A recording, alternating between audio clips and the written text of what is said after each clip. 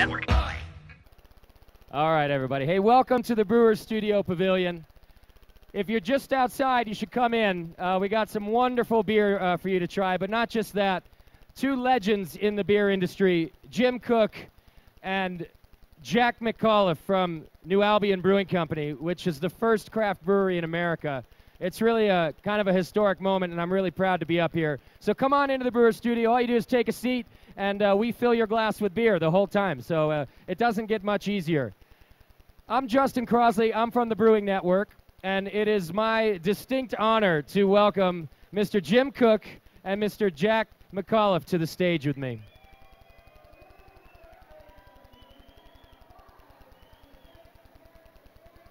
Welcome. Right there in the middle, Jack. Right there on the center. All right. Now, all this is being streamed live on thebrewingnetwork.com, so if you miss anything or you want to tell your friends to come watch, they can do that, and we'll do a recording of it also. Just sing into it and see if it works, Jim. You don't want me to sing.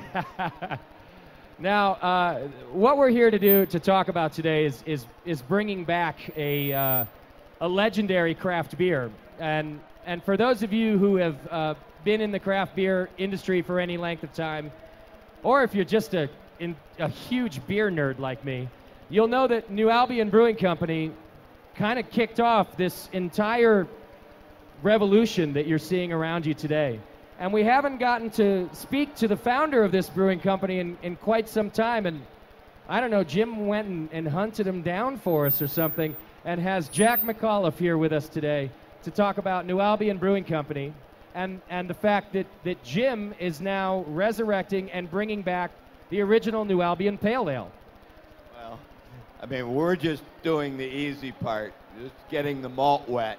Jack is the one who has brought it back, and I hope everyone here appreciates what's going on here, because you look around and there is this enormous revolution, this movement that surrounds us with over 2,000 breweries in the United States.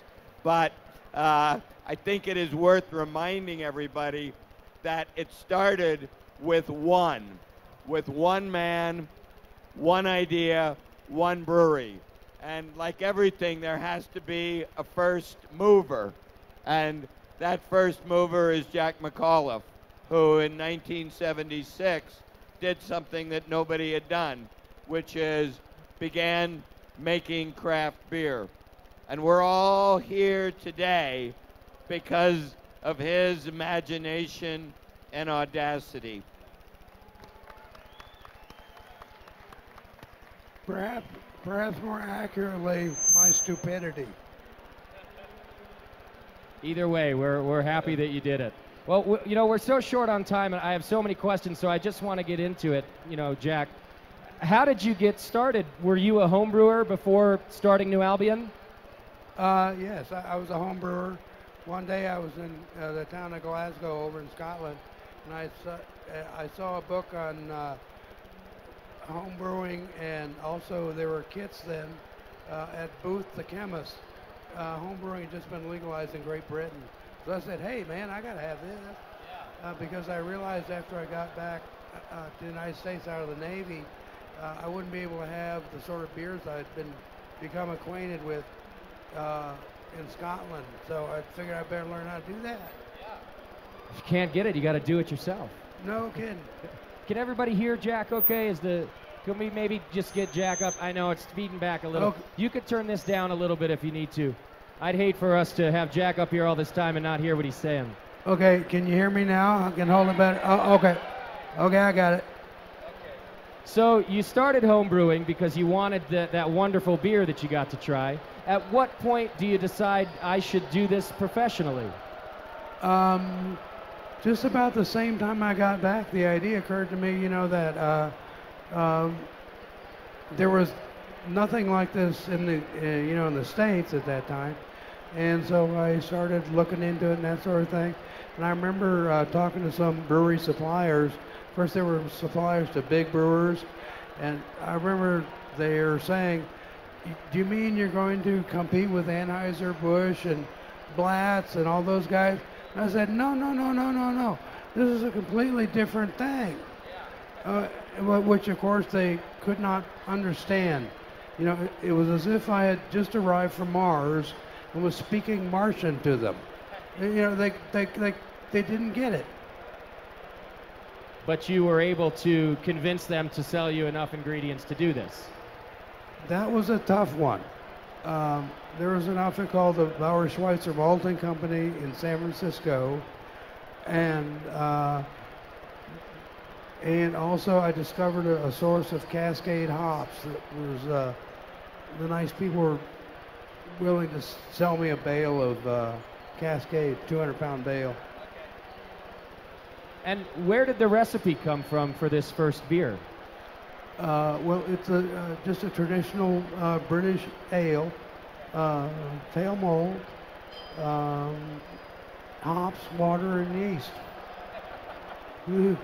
Yeah, it makes sense to me. Yeah. How was it received originally? Because there was nothing like it here. Well, here's the deal. All of everybody here and all around are more or less familiar with what a craft beer tastes like. At that time, no one was. Their palate had only been whipped up by you know, the larger breweries and their fare. So when this got released, it was quite a shock. Quite a shock. But they liked it. Something different. Yeah. Because really, we face the same thing as craft brewers today. There's still a lot of people that need a little convincing and a little coaxing, but it's everywhere now. So back then, it just seems like it would have been even more difficult for you to bring this product to market. Right. Yeah, it was nowhere. I want to thank you again just for doing it. I might do that several times during the interview. That just thanks for doing it anyway. That's okay. You're quite welcome. How long did New Albion make it as a craft brewery? How many years were you open? From 1976 to 1982. And do you mind if I ask what happened that closed the brewery? Where's that paper? Where's that paper? Well, what happened was what we did is when we started, you know, making a modest profit or cash flow, we devoted every last cent to expanding the brewery, building, and for instance, I had a $500 a month option on this piece of property in downtown Sonoma, and I had all the permits all in a line. And I don't know if you guys can remember this, but it was during the time when Jimmy Carter was president. However, Jimmy Carter had nothing to do with the economy, as Barack Obama has nothing to do with our economy. They don't. Anyway, it's in the hands of the feds and that sort of thing, and bankers, people who bundle securities. Anyway, but at that time, you could buy a treasury note that gave you 18%. So all of the money, instead of coming to us, went to the federal government. Imagine buying an 18% guaranteed return, as best as anyone can do, at 18% on a 30-year term. You'd buy it, wouldn't you? Yeah, absolutely. Well, you wouldn't give me any investment money, you know, 3% ROI. That's what breweries do, you know. It's like DeLorean and cars. So it's not that people weren't buying your beer; it's that the revenue was going somewhere else. No. Well, yeah, we were diverting it to expanding the brewery and that sort of thing. But when it came time to crack the nut, you know, to get investors that wanted to get in bed with us, they gave all their money to the feds. I mean, they're not dumb. So you had to close down the brewery. Yeah, it's a typical entrepreneur's race when they get an idea in their head. What they do is they run the cash flow against betting on the come, it's called. You know, and whichever one, you either get funded or all your cash flow's gone. You know, very typical. Now, what have you been doing all these years since New Albion closed, Jack? Well, I've been living very obscurely like a spider. Because we've been looking for you, man. No, actually, what I've been doing is I'm a control and automation engineer. So I've been working in the industrial field of making things go. You know, it's like rocket science only applied to industry. You know, it's control systems. That's not so far from a brewery. No, we need you got to have all. Yeah, you got to control everything. You know what we say? What you can't measure, you can't control. All right, if we're not doing it already, let's try this. And I'm going to let Jim fill us in on it as well. But the Boston Beer Company is now producing the New Albion Pale Ale. It's the original original recipe. And and I'd like to try it also if it's going around. If we can get a bottle up here. And by the way, we're going to let you guys ask questions too. We've got a microphone that'll go around. Before we talk about it, I just wanted to ask you, Jack, coming here to the Great American Beer Festival now and seeing the enormous amount of craft breweries that we have today, did you ever think you'd see the business that you started anything like this? No way. You know, I'm truly amazed. Well, you know, I'm not an introspective sort of person, that sort, you know, but no, I never expected this. I'd never thought about it, to tell you the truth. Does it occur to you that we're all inspired by the product that you produced originally? I mean, that essentially all of this comes from your crazy idea? What? Do you think about it that way? Does that occur to you? No. Because it does. It does come from that, and we're all thankful for it, you know.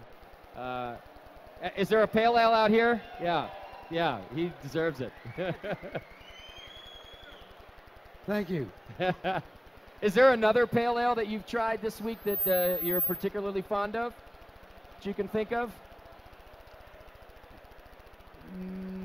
All of them. I like pale ales. I like a hop forward sort of thing, you know. Oh, yeah. You don't mind them being really hop forward and you know, American pale ale style. Well, of course not. I invented it.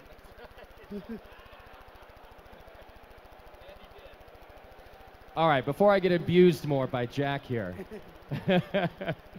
Jim, tell us about the idea to bring this beer back. Why was it so important to you?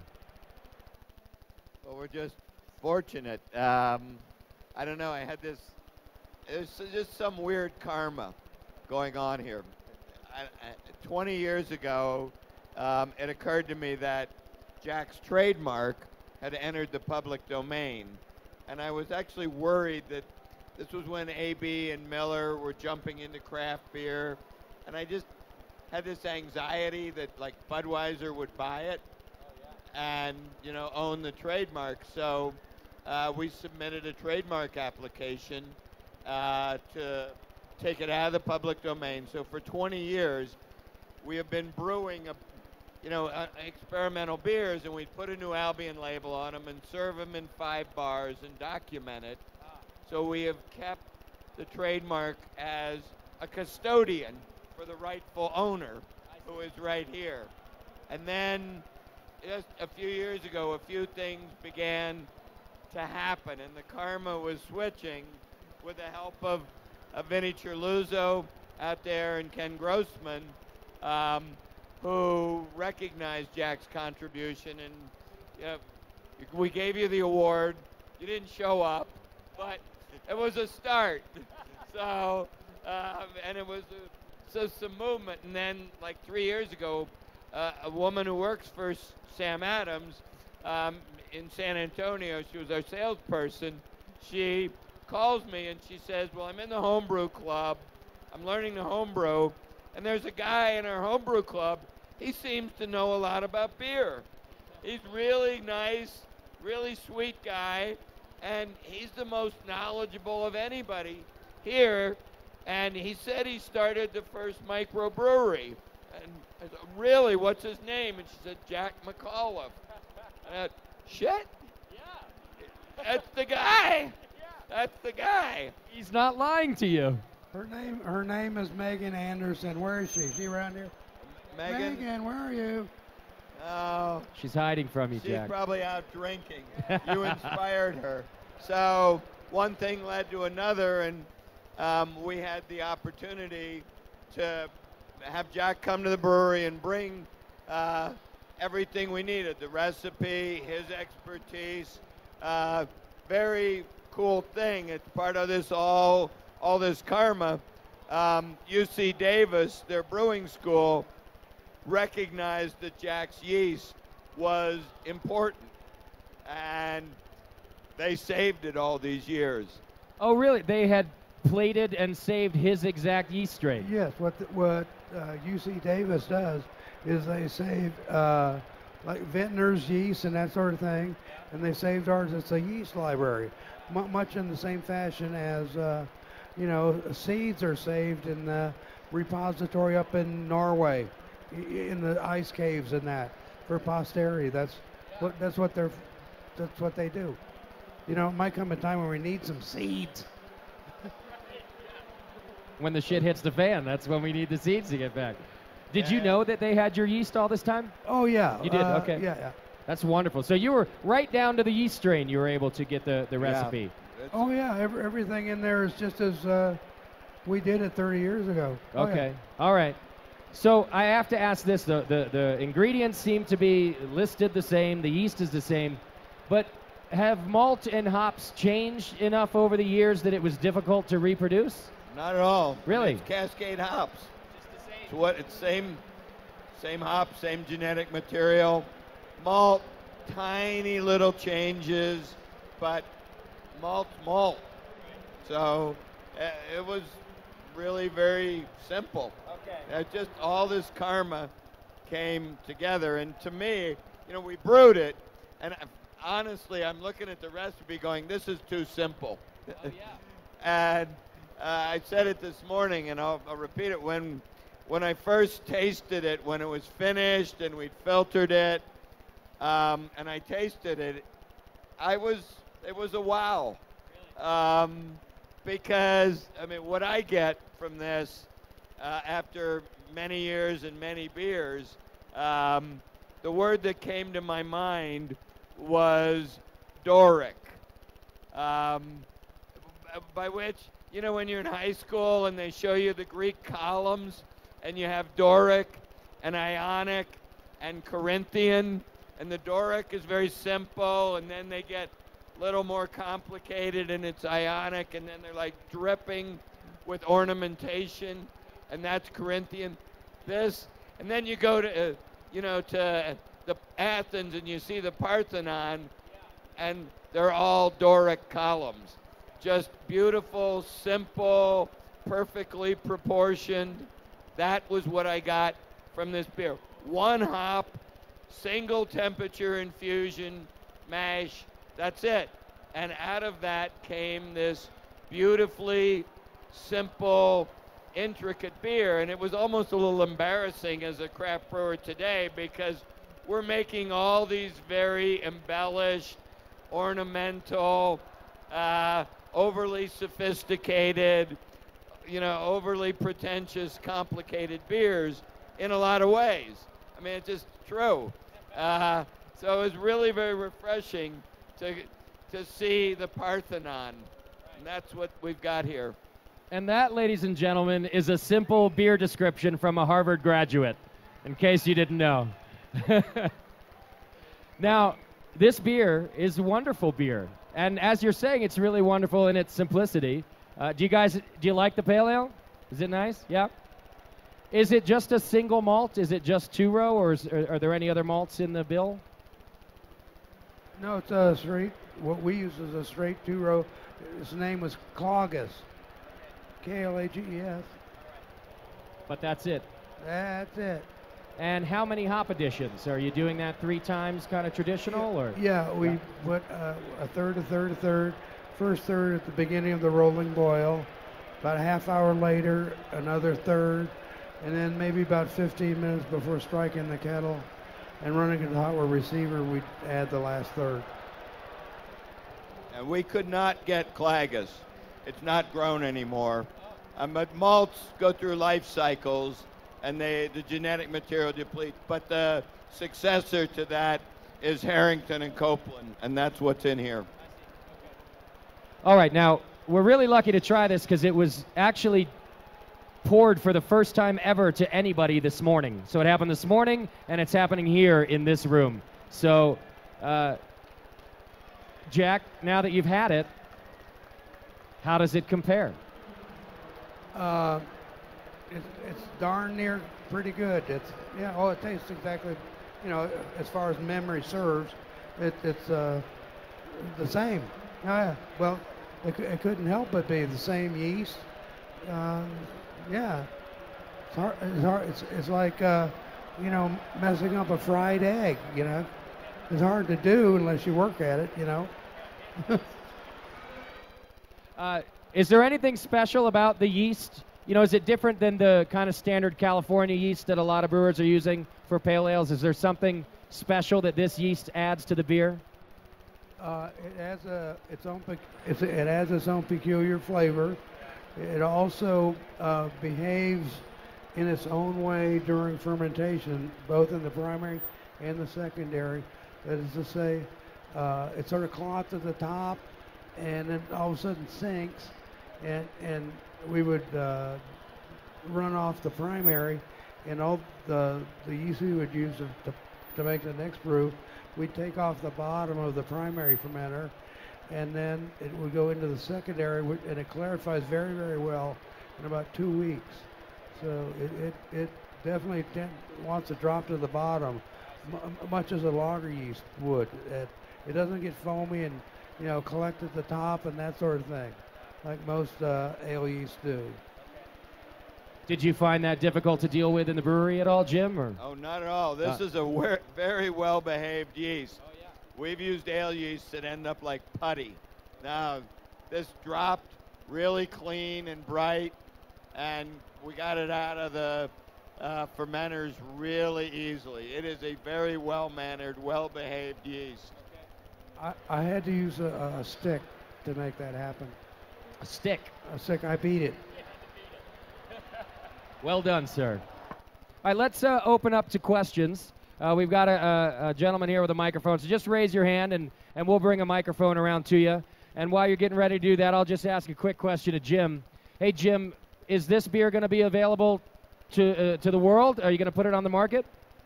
Yes. Yes. To me, I have the honor of, being able to bring Jack's beer back. Simply, we're going to do a release of it. It'll be one time. We're using Jack's original labels, Jack's original packaging, and I hope everybody buys it because all of the profits are going to the man who gave all of us a better life and has earned this and deserves it. And I think everybody in this room is proud to sort of, to me, fix this karmic imbalance because, honestly, I have a really nice life. And it's because of what Jack McAuliffe did 30-some years ago. And I owe him. So this is a way of just kind of bringing the karma back into balance. Jim, you're going to make me cry like a little girl up here. That's fabulous. All right, we got a question out here. Thank you very much. And Jim, we love you. And sir, thank you for starting this all out. Jim just wanted to say the other day he loved you on Squawk Box. That was fantastic. I have one question for you. When is Sam Adams going to start making patches so I can buy one for my husband's coat? Sir, thank you. It's better than that. We have a tattoo program. Are you a clamper, sir? All right, any more questions for the guys? Yeah, the beer just kind of speaks for itself, doesn't it? It's a fabulous beer. Well, just raise your hand and we'll come around with the microphone. This, by the way, is Maureen Ogle, who wrote Ambitious Brew and helped midwife all of the things that have happened wife. tonight.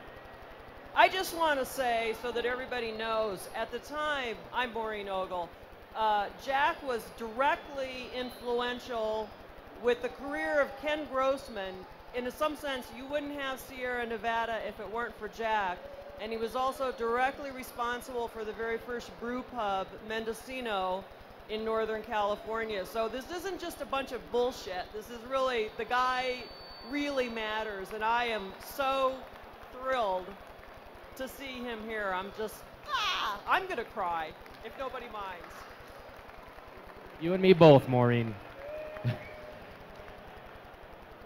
I don't have a question, Jack. I'm Natalie from Russian River Brewing Company. I just want to let everybody know that my husband and I are the proud owners of the original New Albion Brewery sign. It hangs in a very proud place in our brew pub in Santa Rosa, California. Jack visited us about a year and a half ago and climbed up on a very tall ladder and autographed it for us. So we're very proud of that sign, and it's just an honor to be here, and glad you could all share in the honor of meeting Jack. All right. Hiya, Natalie. I'll see that you get that $500 real soon. Jack, I'm from New Zealand. I'd like to say thank you for your beer. And Jim, I have a question for you, and that is, New Zealand's a long way away, and it takes a long while for American beers to get to New Zealand. I hope this isn't a one-off. I hope we're going to see some in New Zealand before too long. We'll see. Honestly, I'm just really happy we are where we are. I'm not a big planner. We were talking earlier, when I started Sam Adams, I went to Harvard. I'm supposed to know how to do this stuff. So I had a business plan. And my business plan at Boston Beer Company was that in 5 years we would be able to grow to 5,000 barrels a year, and we would level off from there. So I'm not really good at business planning. But I thought we could get to be bigger than New Albion was, because, I told Jack, his brewing system was a barrel and a half.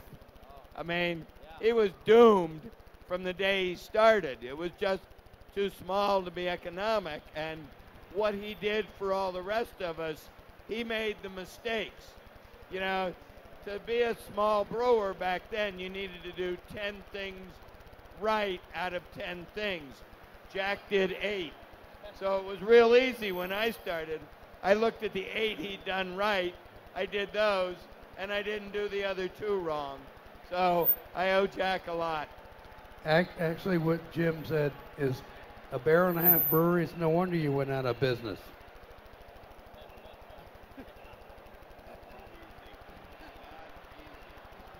Well, Jim, I think what everyone's asking you about this beer, and as it coming to market, it's because it's badass. This is a fantastic pale ale, man. We just want to see more of it.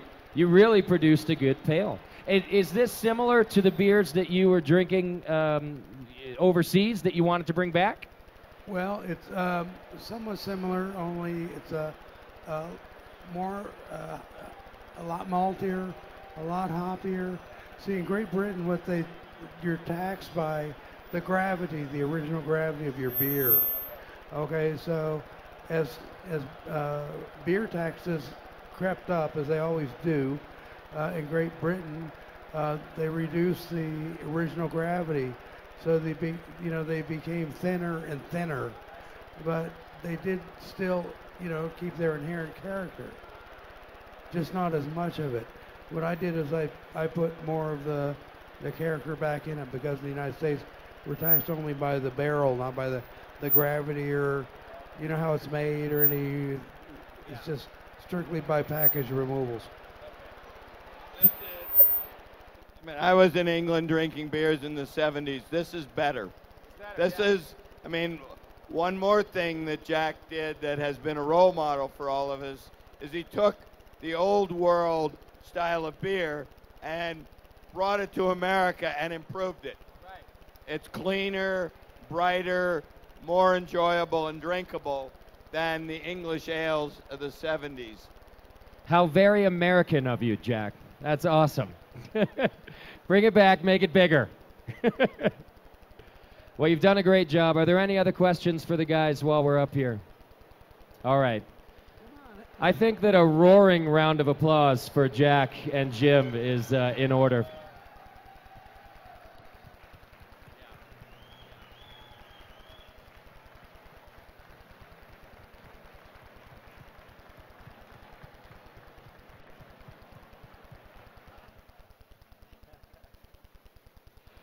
All right, thanks for hanging out with us, everybody. This is really a wonderful experience for us here at the Brewing Network and for the Brewers Association. Once again, thanks to Jim Koch and Jack McAuliffe from New Albion. You guys have just been great. Can I get in on a picture, too?